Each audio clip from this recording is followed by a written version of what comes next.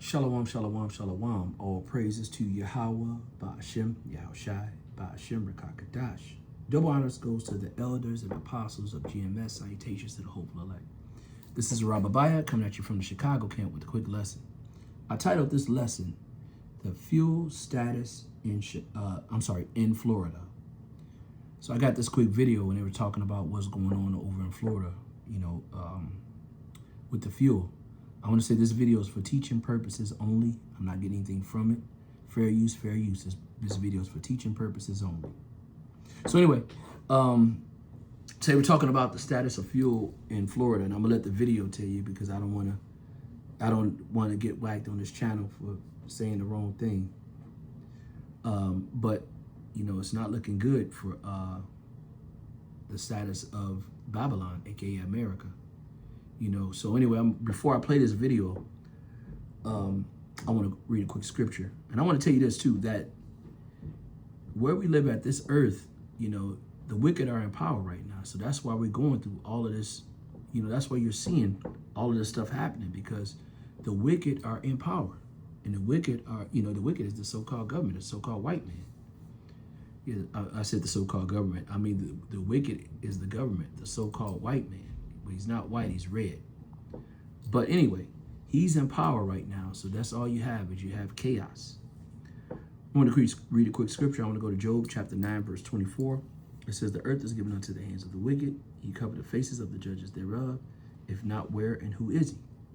So we know who he is. He's Esau, the so-called white man.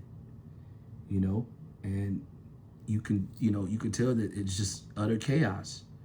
And it's atrocities after atrocities. Let me read one more. Let me go to Proverbs chapter 29. It says, 29 verse 2. It says, "When the righteous are in authority, the people rejoice. But when the wicked bear rule, the people mourn." So that's what we're seeing a lot. That's what we're seeing now, a lot of mourning. A lot of things are happening because the wicked are in power right now. Check this out. Let me play this video. So Florida is out of gas in some parts of the state right now. Can't even get gas. There's no gas to put in your cars, lawnmowers, no nothing. There's a gas shortage in some parts of Florida right now. So the governor, Ron DeSantis, a Republican, got the nerve to ask the Mexico president, can they send some emergency gas over from Mexico to Florida so they can get some gas? These the same people who behind all these tariffs put on Mexico and send all these illegal immigrants back to Mexico, DeSantis and Trump. And now he is begging the Mexico president, can they deliver barrels of gas to Florida? So her statement was, you want to send all these people back to my country and put tariffs on us.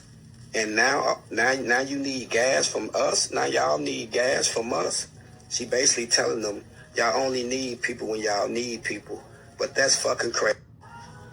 So Florida. Wow. But that's how this devil is, He likes to just use people. Let's go to Psalms chapter 10, verse 6. It says, Psalms chapter 10, verse 6, it says, "He has said in his heart, I shall not be moved. I shall never be in adversity."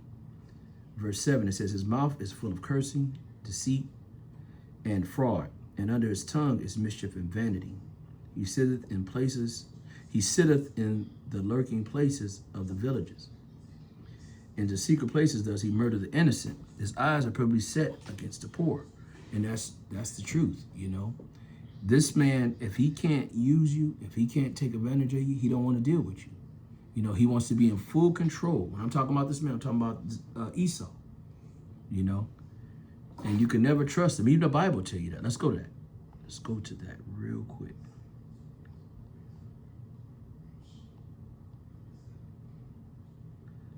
Let's go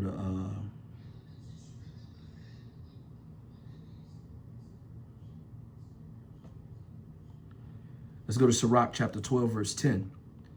It says, "Never trust thy enemy, for as iron rusteth, so does his wickedness." So do you trust him sometime? No, you never trust this man, because anything he tells you, he's going to lie. Well, he's going to go back on his word. He's going to change it, And that's what happened. He made a decision against the very people that he needed to help him.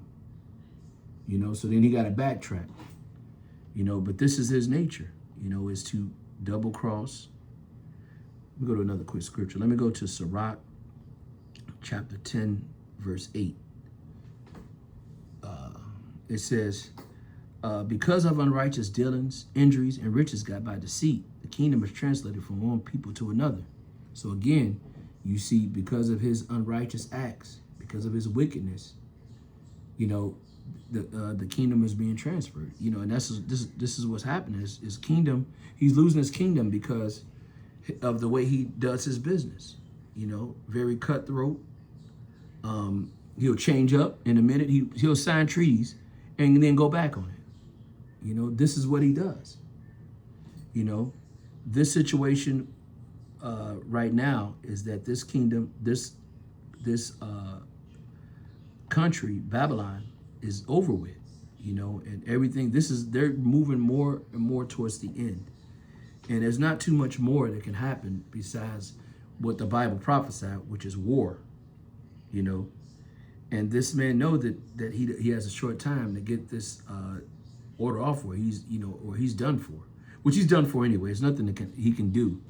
You know, he's already, you know, the Lord's already set the prophecy in bold, and it's just got to play out.